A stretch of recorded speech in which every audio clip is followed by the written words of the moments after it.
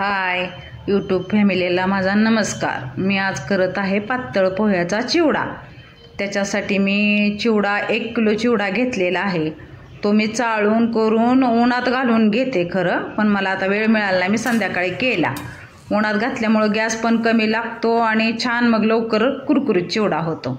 त्याच्यासाठी मी खोबरं, साखर, डाळे आणि शेंगदाणे आणि 5-6 हिरव्या मिरच्या, तुम्हाला तिखट आवडत असेल तर तिखट करा।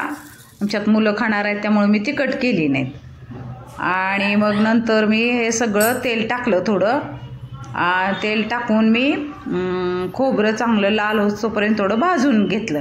आता बाजूने आमच्या राज सानू दोघं पण खेळतात ना, त्यामुळं व्हिडिओमध्ये थोडा आवाज येतो दोघांचा, खेळलेला हसलेला, कार्टून बघत बसलेत। आणि नंतर मग खोबरं चांगलं लाल होईपर्यंत भाजून घेते मी। थोडंसं तेल टाकलं मी चमचाभर, एवढं तेल लागतं बा, अर्ध भांडं लागतं चिवड्याला तेल, जास्त नाही लागत। हा चिवडा छान होतो, साखर आणि मिठावर प्रमाण छान झालं ना कुरकुरीत चिवडा खूप छान होतो। मग मी खूप दिवसांनी केला, आवडतो आमच्यात खरं। असं लाल होईपर्यंत मी भाजून घेतलं।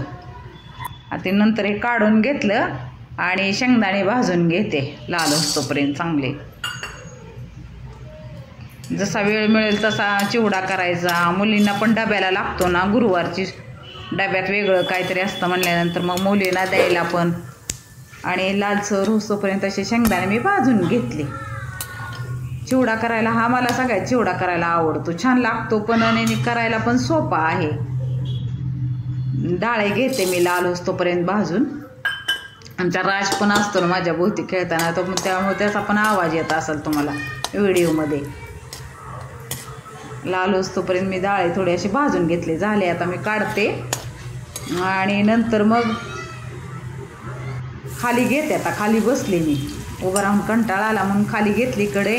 आणि मिरची पण चांगली, तेल तापलं होतं, मिरची पण चांगली जरा चांगली भाजून घ्यायची, ओली नाही ठेवायची, चांगली तडतडून द्यायची।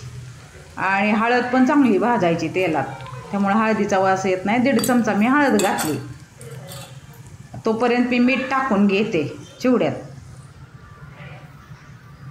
हळद आणि मिरची भाजते तोपर्यंत। मिरची चांगली भाजली ना मग चिवडा खुसखुशीत होतो, नाहीतर मिरची थोडी ठेवली ना अशी कुरकुरीत व्हायला लागते मिरची भाजलेली। आता सगळा चिवडा मी मिक्स करून घेते। 2-3 भागात मी 1 किलो चिवडा केला ना, त्यामुळे 2-3 वेळा मी थोडं थोडं कढईमध्ये घेऊन मी सगळा चिवडा कुरकुरीत करून घेतला। त्याचा आवाज पण येतोय बघा कढईत मी भाजल्यानंतर कसा। उन्हात घातला असता तर एवढा वेळ लागला नसता, कमी वेळ लागला असता, गॅस पण आपला वाचतो। आता पिठी साखर टाकून घेते, सगळीकडे मिक्स करून घेते। थोडा थोडा थोडा मी घेऊन कढईमध्ये का भाजला, कसा वेगळा आवाज येतोय। असा सगळा मी चिवडा भाजून घेतला 3 वेळा।